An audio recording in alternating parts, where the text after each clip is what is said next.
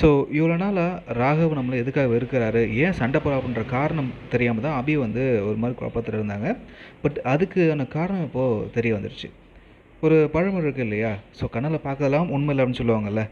அதுக்கு ராகவ் தான் சிறந்த உதாரணம் அப்படி தான் நான் சொல்லுவேன். ஸோ அபியோட ஒரு பக்கத்த மட்டுமே பார்த்துட்டு இப்போ அபி வந்து தப்பு பண்றா, அவ வந்து தப்பான பொண்ணு அப்படின்ற மாரி இப்போ அபிய ராகவ் வந்து வெறுத்துட்ருக்காரு. ஒதுக்கிட்டு இருந்திருக்காரு. இந்த விஷயம் இப்போ எல்லாமே இப்போ தான் அபிக்கு வந்து தெரிஞ்சுக்கிற நிலையில அபி என்ன சொல்ல வராங்க அப்படின்றத நம்ம ராகவ் காது கொடுத்து கேட்குறதா இல்லை. ஏன்னா அவர் நினச்சிட்டு இருக்காரு, நீ ஒரு துரோகி, நீ வந்து எங்கள் அக்கா வாழ்க்கையும் வீணாக்க வந்திருக்க அப்படின்ற மாதிரி தான் அவர் நினச்சிட்டு இருக்காரு. அதனால் அபி சொல்கிறத அவர் கேட்குறதா இல்லை. என்ன சொன்னாலும் நீ வந்து பொய் சொல்கிற, நடிக்கிறன்ற மாதிரி தான் அபி ராகவ் பேசிகிட்டு இருக்காரு.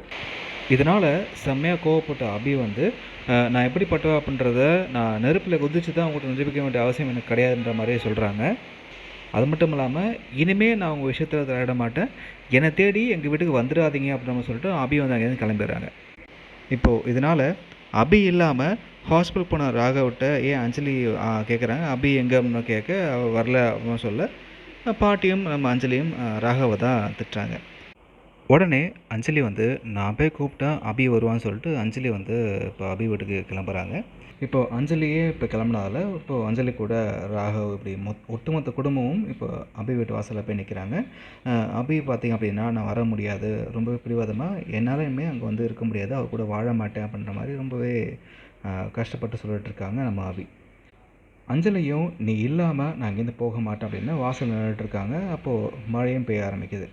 ஆனால் அபி என்னை தயவு செஞ்சு மன்னிச்சிடுங்க, நான் வரமாட்டேன்னு சொல்லிட்டு வீட்டுக்குள்ளே போயிடுறாங்க. இப்போது அஞ்சலி மட்டும் இல்லாமல் 2 குடும்பமும் மழை நனைஞ்சிட்ருக்காங்க. இதை பார்த்த அபி ஓடி வந்து அஞ்சலி காலில் விழுந்து என்னை மன்னிச்சிடுங்க, தயவு செஞ்சு நான் அந்த வீட்டுக்கு வரமாட்டேன் அப்படின்ற மாதிரி சொல்லி அழுதுட்ருக்காங்க. ஆனால் அஞ்சலி வந்து இது எதையும் கேட்குறதா இல்லை. நீ வீட்டுக்கு வந்தால் தான் நான் போவேன், என் உயிரே போனாலும் சரி நான் இங்கேருந்து ஒரு இன்ச் கூட நகர மாட்டேன் அப்படின்றது ரொம்பவே பிடிவாதமாக இருக்காங்க அஞ்சலி. இதில் இந்த குழந்தை பிறக்கறதுக்கு அபி தான் காரணமாக இருந்தா. ஸோ அவள் கொடுத்த மொழியால் தான் இப்போ எனக்கு இந்த ஒரு குழந்தை கிடச்சிருக்கு அப்படின்ற உண்மையை சொல்லும்பொழுது தான் ராகவும் ஒரு பக்கம் வந்து யோசிக்கிறாரு. அட் த சேம் டைம் இங்கே இந்த கிருஷ்ணாவுக்கும் சுந்தரிக்கும் செம்மையாக ஷாக் ஆகுது. ஸோ நம்ம கொடுத்த மருந்துலாம் இவன் சாப்பிடாமல் வந்து அப்போது கீழே ஊற்றிருக்கா அப்படின்ற விஷயம் அவங்க புரிஞ்சுக்கிறாங்க. ஸோ அஞ்சலி வந்து இப்போ அபிகிட்ட எவ்வளோ சொல்லி பார்க்குறாங்க, ஆனால் அபி வந்து வர முடியாத ரொம்ப பிடிவாதமாக இருக்காங்க. ஆக்சுவலாக இந்த முரளியை பற்றி தெரியாமல் அஞ்சலி பார்த்திங்க அப்படின்னா அவனை நம்பிக்கிட்டு இருக்காங்க. அதான் பார்க்குறதுக்கு பாவமாக இருக்குது. முரளி எப்படிப்பட்டவன் அப்படின்ற உண்மையை நிரூபிக்கிறதுக்கு ஏதாச்சும் அபி பண்ணாங்க அப்படின்னா அது அஞ்சலியை பாதிக்கும் அப்படின்றதால தான் நம்ம அபி வந்து ரொம்பவே அமைதியாக இருக்காங்க. பட் இருந்தாலும் ராகவ் இப்போது ரொம்பவே தன்னை மட்டமாக நினச்சால தான் இப்போ அபி வந்து ரொம்பவே கஷ்டப்பட்டு அங்கேருந்து வெளியே வந்ததுக்கு காரணம் அதுதான்.